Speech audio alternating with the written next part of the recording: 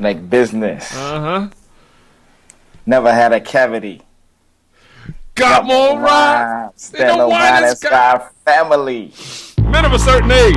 Welcome to Super Fantastic Show. I'm your boy B Moore. I've got my good friend, my co-host with the co-most today, retired officer of the United States Coast Guard, graduate of North Carolina A&T with much Aggie pride. Aggie pride. Dwayne Meekins. What's up, brother? Afternoon, sir. How you doing? All's well. So, good. You, my friend, are one of my most prized relationships, and you have furthered that relationship by becoming an avid listener to the Super Fantastic Show. Yes, sir. I love it because when we post an episode, it's like maybe 24 hours later, I get a text. Man, what the hell was he talking about?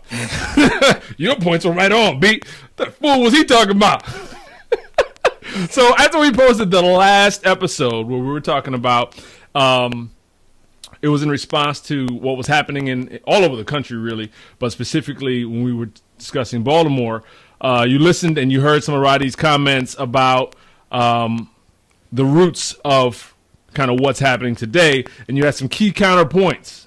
And I don't even know if they're really counterpoints, but you're saying that his argument would only go so far with the listening audience. When you go back and you look at the stimulus response model, and you go back and you go back and you go back, you work your way all the way back to the Mayflower.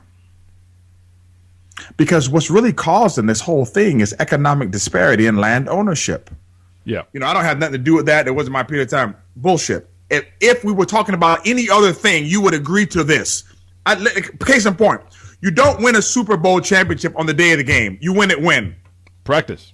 Right. You don't win a wrestling championship during the season. You win it from the summer in practice, which means everything that you've done before now, okay, has an effect on where you are now. You are the culmination of your experiences. So the history of you is important. So when we start talking about race and socioeconomics, you can't disregard history, motherfucker. It don't work like that.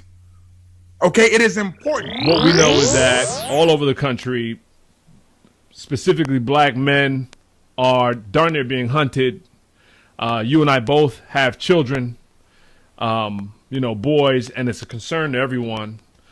You and your wife are both HBCU graduates, so I know those kids are culturally bound. They have high self-esteem in terms of who they are as citizens, who they are as African Americans, who they are as people. But I definitely want to open the floor to you and just get a dialogue with you about your perspective and some of the stuff you kind of shared with me the other day.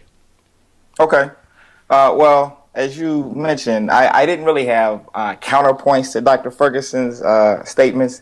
It was more adding on. There were additional layers, and he kind of alluded to the fact that we're not given a full and complete history. One of the things I think is a hole in history, and I think that allows a lot of the lack of addressing what's actually going on, is the fact that we are so far removed from slavery that people, there's a cognitive dissonance. We are still affected by that, and I don't think in the ways that a lot of people think. I think you see it in the way people discipline themselves or discipline their children. We discipline our children based on how we were disciplined, and you see it with Adrian Peterson and how he beat his son with the switch. And a lot of us, if we weren't whipped with the switch, we know people who were whipped with switches, and that's because not too many people have bullwhips these days. So, but it was still what you learned and what has been passed down. So we are affected by slavery in those kinds of ways. I think the things that you see happening in our communities today are much more closely tied to something that happened in the century that we were all born in, which is redlining. And I think redlining, when the federal government actually started it, and banks really piggybacked on that and would not back loans in neighborhoods that were not just black neighborhoods, but neighborhoods that were integrated. So they didn't even want white people who were okay and comfortable living next to a black person they were basically encouraged to move. So those kinds of policies by both the federal government and the banking industry encouraged white flight.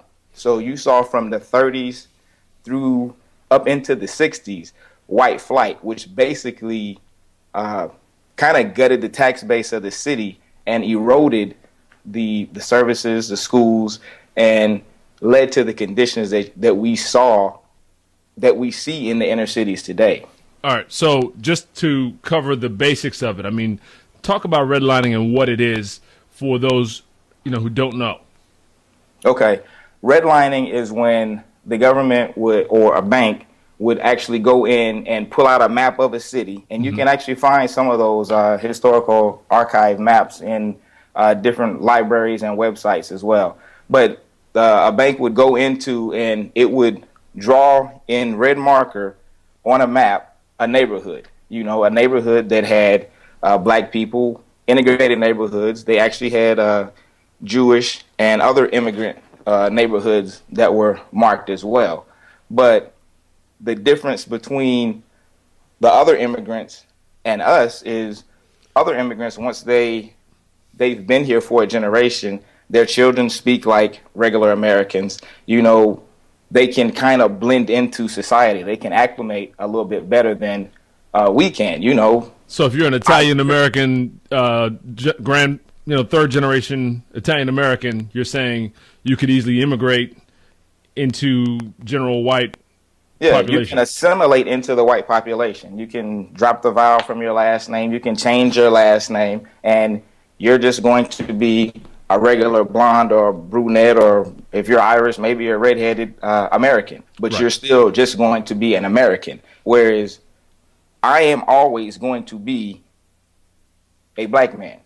Regardless of what I change I can call myself John Smith, but when I move in next door, I'm still going to look like this. I can't leave my identity at the door or in the last neighborhood that I was in. I'm always going to look like this. So it makes it a little harder for us to assimilate into society, because with us come the preconceived notions of what we bring. Right. So what was the policy of redlining? What did it do? And how are we seeing the effects of that today? Well, redlining, they basically said we will not fund we won't back any loans in these neighborhoods. Mm-hmm. So if you lived in a redlining neighborhood, the government initially and then banks would not back a loan or guarantee a loan in that neighborhood. So you couldn't get a loan if you were a white person who lived next door to you or me. They couldn't sell their house to somebody who wanted to buy there, because the person who wanted to buy wouldn't be able to get a loan.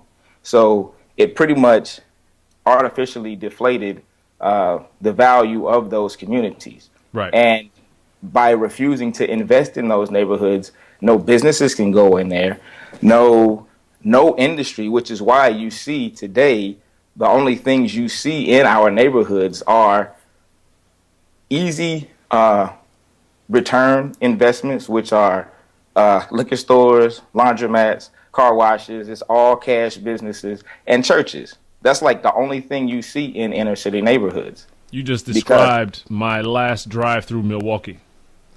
I don't know if you've ever been to Milwaukee.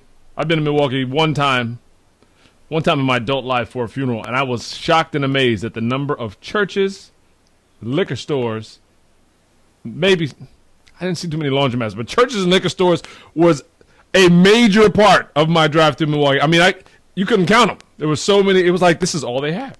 Churches, liquor. Yeah. Where's the grocery store? I didn't see a grocery store. It's crazy. Yeah. And Milwaukee actually is one of the historically most segregated cities in America. Mm. So it's really interesting that you brought that up. That's funny. I didn't know that. Yeah, it's historically one of the most segregated cities in America. So we've got a major issue playing out on a national stage. Mm-hmm. We're living out the results of generations of systemic problems, And so because it's a systemic problem, and you've given one of the very, tangible roots in more recent history that contribute to the system, what do you see as some of the steps to start to correct the problem? I actually think if we fully implemented the Fair Housing Act, which was passed in 1968, shortly after Martin Luther King was assassinated. So it had been, and as I mentioned to you last week when I spoke with you, that was one of the pillars of the civil rights movement. It was education, voting rights, and fair housing.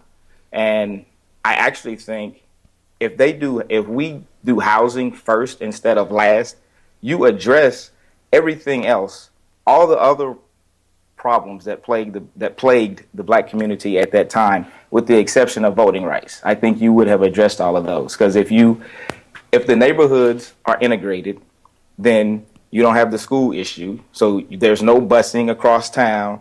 There's no why do I stay across the street from a school and I go to school halfway across town? Right. And so you don't have those issues, and you actually have people who are neighbors with others. And one of the big problems is people are afraid of what they don't know. So if you consider that study that came out last fall noted that about 90% of white people have a social circle that's entirely white. If you consider that, they don't ever have an opportunity to get to know B more. They don't have an opportunity to get to know your wife or your children, and you all are outstanding people. But somebody who doesn't know you is going to treat you and think of you as what they see on the news, in a movie, in a video, whatever, what have you. Right. And that's a problem that you can't overcome if you don't ever interact with people. Because anytime somebody has a problem with race, or I have black friends, I dated somebody black, and the problem is you limit it to that person, and that's why that doesn't. When we hear that, we just chuckle because yeah, I know you got it. And nobody thinks their friend is bad, but it's all the rest of them. Like my dog doesn't bite, your dog does. I don't know that dog. That dog bites. Yeah, that's like that. The paradigm of black athletes transcending blackness. He's not black. He's Michael Jordan. He's not black. He's Charles Barkley. I don't think of you as black. Right. Yeah. Yeah. So, I was writing earlier this morning, and over the last, let's say, year and a half, 2 years, I've been in circles that have put me in close proximity. I've gotten new relationships with several military families. Obviously you're a military family. But the guys in general that I've been spending time with are Special Forces guys, maybe recently retired as well. And many of those guys joined the military and specifically worked to get into Special Forces programs as a result of what they saw and experienced during 9/11. The specter of 9/11 brought them into a place emotionally where they felt like they had to do something. As men we were action-oriented people, Mm-hmm.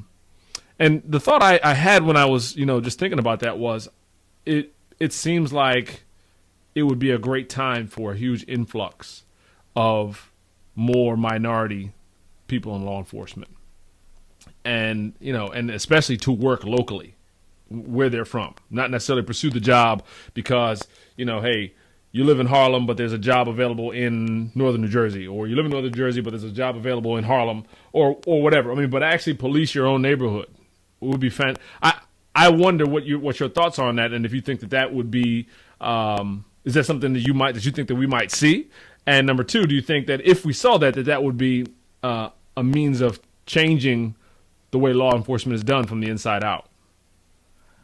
I don't think you're going to see that. I just because the relationship between law enforcement and the black community has been shattered. I think probably. Yeah.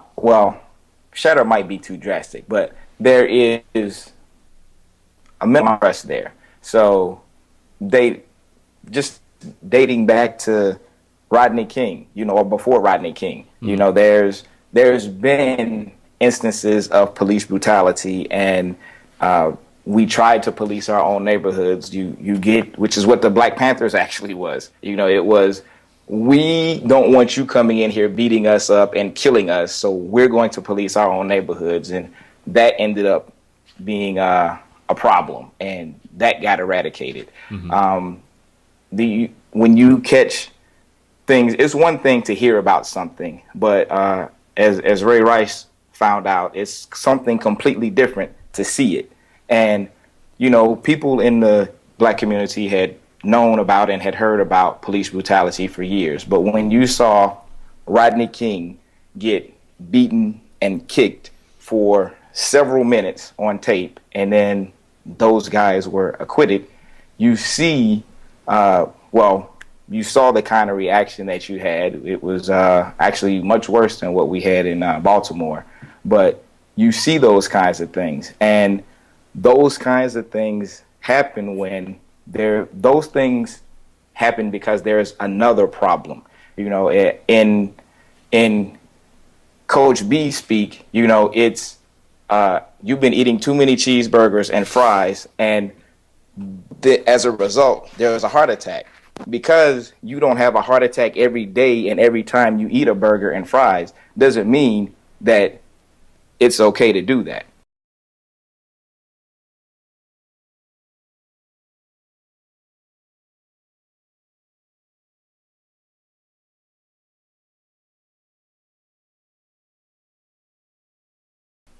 Between 1965 and 1968, there were like 125 riots in cities across the country. Yep. And President Johnson was like, "This is crazy. What's going on?" And he actually established a commission, and there was a report that actually ended up being a published paperback book. It was a Kerner Commission report, and he asked these people, "What happened? Why did it happen? And what can be done about it?" Mm-hmm. And they came back and said, "Who was on that commission? Anyone of note, or what type of people? Well, I forget the gentleman's name. I know his last name was Kerner, but he was the chair of the commission. But there were Congress people. One of them is actually still living, I think, and they actually review it about every 10 years to see what kind of progress was made. And pretty much since the late 70s, early 80s, it's kind of been put on the back burner. But it identified what was, and it's actually kind of ironic considering what a lot of people in our communities think of his son. But George Romney was really influential in. He wasn't actually part of that commission, but after Johnson, George Romney actually ran for president against Nixon and lost. He was the governor of Michigan. Okay. And he was the governor of Michigan when they had all those riots in Detroit. And he actually, in his words, not mine, he said the white suburbs were forming a noose around the Black inner city. And when you have people fleeing the city and they take all the money out there, you do kind of starve and choke the inner city. Right. And it would be one thing if it was like just lip service, but he actually was trying to put a lot of his thoughts and beliefs into action. And he ended up becoming the Secretary of Housing and Urban Development. He was a HUD secretary under Nixon. And the Fair Housing Act, which, like I mentioned earlier, got passed after Martin Luther King Jr. got shot, was it didn't just outlaw housing discrimination. It said that the government had to affirmatively further the progress of fair housing. Right. So that means you actually have to take part in undoing the systemic racism and segregation that you have established. And the great irony there is everybody thinks the government is inefficient, and they were really efficient at creating segregation. So the Fair Housing Act actually charged them with trying to dismantle the segregation that they had created. And when he was a secretary of HUD, he basically said, you get all these grants to do all these building projects, highways at the time, housing, different levels of housing and everything. And he said, well, we don't have to pay for that. And they said, well, you can't force us to integrate. He said, I'm not forcing you. I'm just not going to help you build that. So you can still build your segregated housing, but the federal government should not be on the hook. Now that we have the Fair Housing Act, the federal government should not be on the hook for helping you further maintain segregated housing. Right. I'm going to withhold grant money unless you're going to make affordable housing and make housing for everyone. So he actually was doing all of this, and of course, we are 2-3 years removed from Civil Rights Act and Martin Luther King Jr. getting shot, and so people still really aren't feeling us like that. So it's like you can't move in next to me, right? And it was at the time it was called the first Northern Civil Rights Bill, because all the other ones were down south. Or those guys down south, they're racist and this and that. And then when he's trying to get the people, and a lot of this was up in the Northeast that he was trying to do, in Massachusetts and New York and places up in the Northeast where he was actually trying to keep them from building other segregated places. But Richard Nixon was not happy about it. He said, stop this project. Right. So I was going to ask you, so what are the failings of the Fair Housing Act, and what is the state of it now? I don't know that the Fair Housing Act actually failed. It failed because the president, who at the time was Richard Nixon, put the kibosh on it.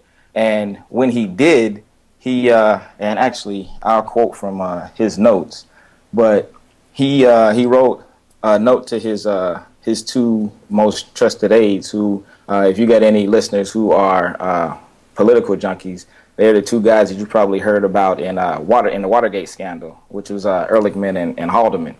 But he sent them a note in 1972. He said, stop this one. And he understood.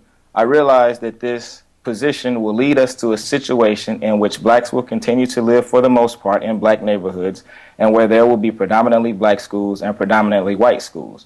So he knew what he was doing when he said that. And that note was written in 1972. And I'm going to give you one opportunity to guess what year I was born in. 72. 72? Yeah.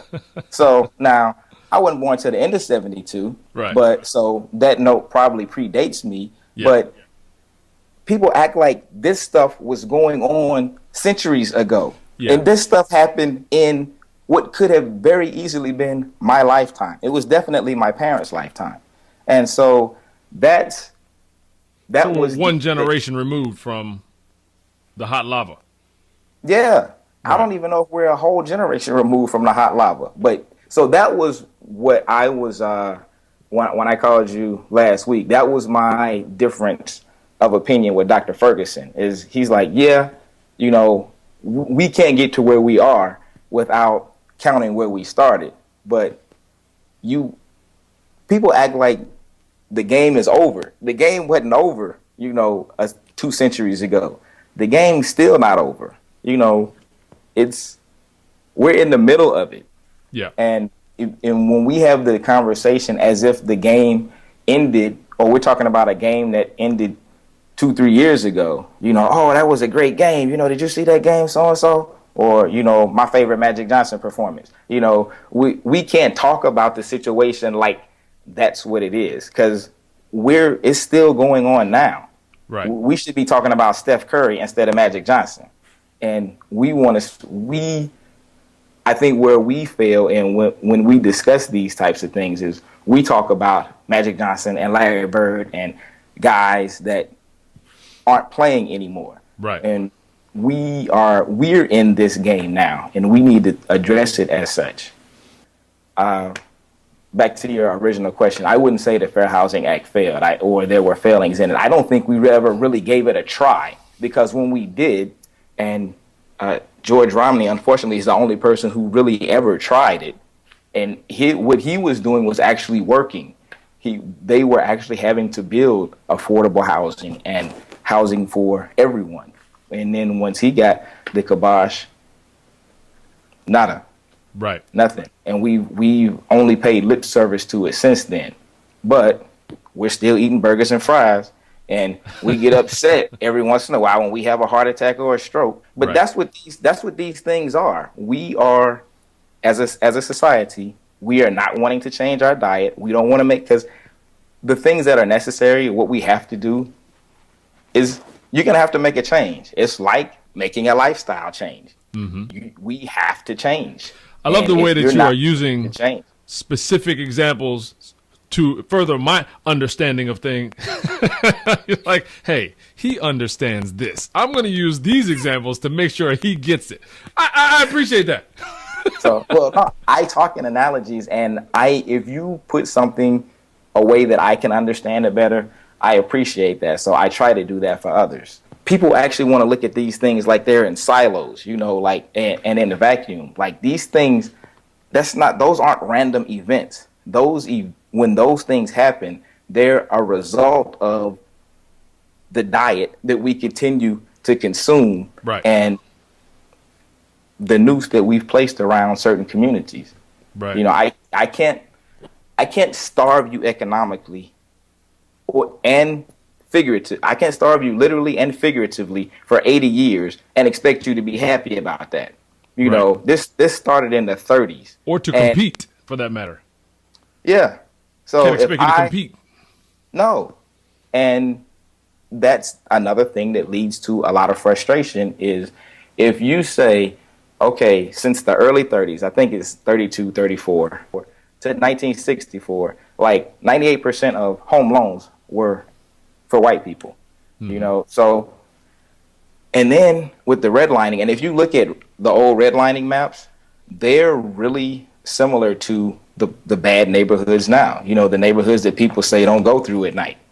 If you look at them in a bunch of different cities, right, you can see, and if you're familiar with those cities, it's still pretty much like that. Here are the railroad tracks or the lake, and yeah, on the one side, where the industrial area is, and the residential areas close to that are the ones that are screwed. And then there's MLK that was renamed in the worst area of the city. That we're going to run that through there, and that whole area, I'm sure, overlays directly onto your red line districts. Yeah, it pretty much does. Right. And that's the secondary problem of gentrification is, well, we gave you guys this land, and we put you on there. It's basically like an Indian reservation. We throw you over there. And like when Baltimore was growing, and you had the migration north, people coming up for jobs. Yeah. There was a very small percent when that first started, the migration. I think like 2% of Baltimore was black. So they had that 2% of people living in this area, this neighborhood. Right. But when everybody moved up there, they didn't want to expand the boundaries of where the people live. They just crammed a whole bunch more people into where the 2% already were.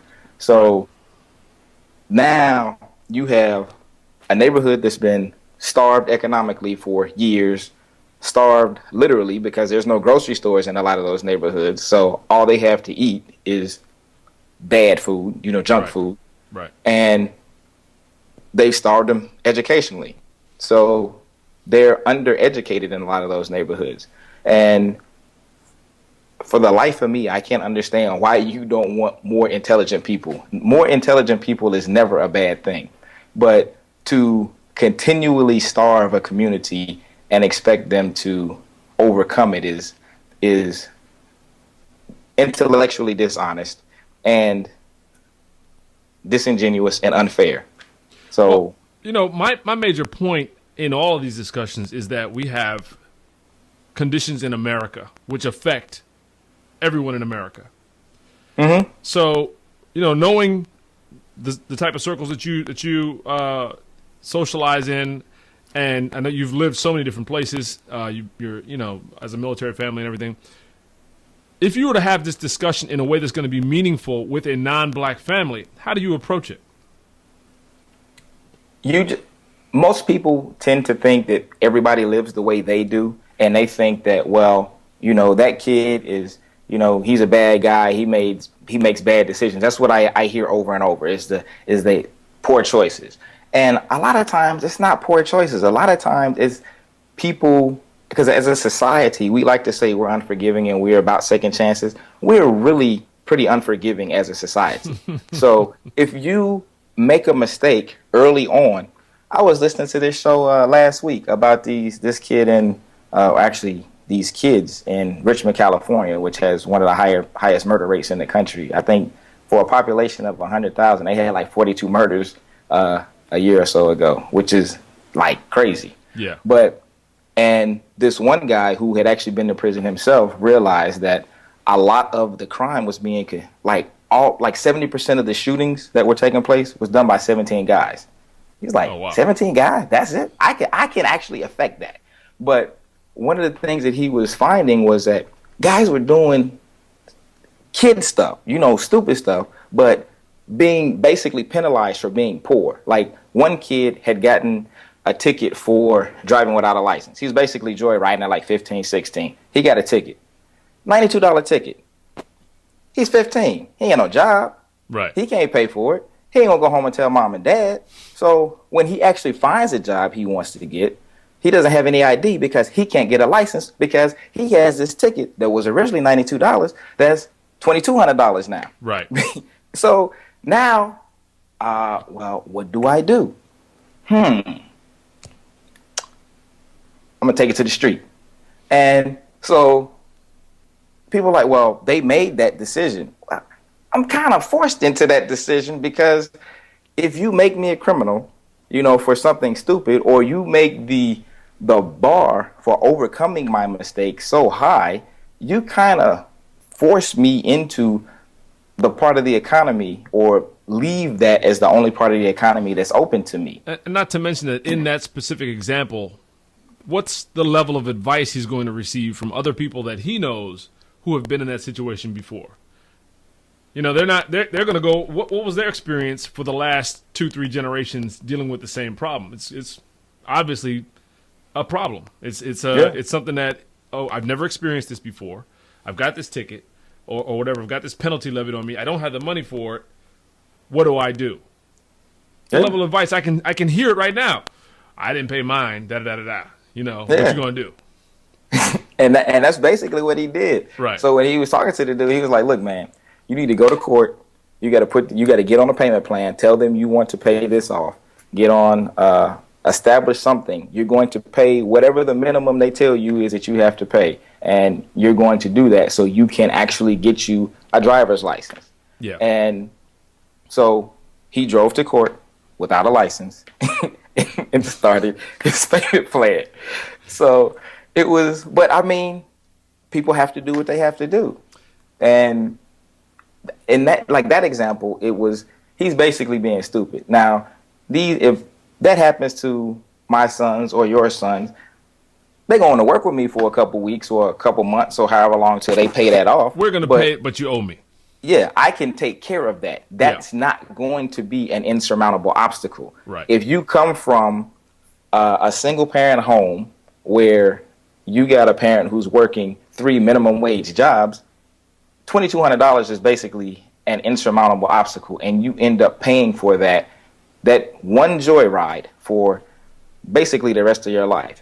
Right. Because you end up making another, bad decision because, well, I have to make some money, but I can't get a job without any ID. So I'm kind of forced into doing illegal things, even though that would not be my first choice. Yeah. And, I don't want to make the mistake of getting so specific and examining this one example and say, what choice should this person make without the context of the underlying culture of distrust that's based in years and years and generations of rules that were against that subset of the population. Meaning, as soon as you say, well, the answer really should be that you go to the court and negotiate a payment plan, well, right there you've already crossed a huge chasm that you just kind of breeze by. If you're talking to a family that's in a deep pocket of culture that has an inherent distrust in the judicial system, just go to court and set up a payment plan is that chasm that never gets crossed. It sounds so simple when you say it so casually, but to say to someone who's lived and whose parents and grandparents and great-grandparents have been underserved by the judicial system, to say, oh, we'll just go down to the court and make a payment plan and you won't have to worry about that, it really doesn't serve the truth of the situation. Yeah. I kind of glossed over it. That cultural divide is huge. Do it full service. Yeah, and it is. And unfortunately, it's not just the judicial system. You see it start in elementary school where our children get punished more severely for the same offenses. So you kind of have an overall culture, not just the black community culture. You have a culture where you have a certain group of kids being taught from an early age that they're basically bad, even though they're not bad. They're just being kids and maybe haven't learned to control their emotions. But we get suspended more frequently for the same thing. From kindergarten until you're actually in the judicial system, it's that school to prison pipeline, basically. Yeah. And it's really unfortunate, but that's the kind of conversation you have to have with other people. You have to, and some of them will hear you and some of them won't, and some of them will say you're making excuses. But being in an organization that I was in, it fluctuated between 85 and 88% white the entire time I was in. So I would have these conversations, and that other 12 to 15% was not all black people. That was everybody else. Right. But so I've had these conversations. When we moved to Southeast DC, I had these conversations, and you see, I don't have any hair to pull out, but it was it was like that at times. You're like, hold on, I know your spouse, I know your kids. We've had dinner together. And the way you're talking to me about the people in that neighborhood who happen to look like me is mind-blowing. I really had a hard time, like, okay, how can you be this cool with me and be that apathetic and unsympathetic to them? My least favorite term. Well, you're different. No, you know me. Otherwise, I am no different. Because if you didn't know me, you'd feel the exact, and that's the problem I had with it. Because for people who, I know if you talk like that about them, if you didn't know me, you'd probably talk the same way about me. But again, I'm your dog, I don't bite. You know me. Right. You don't know them. Yeah. But they might be just like me.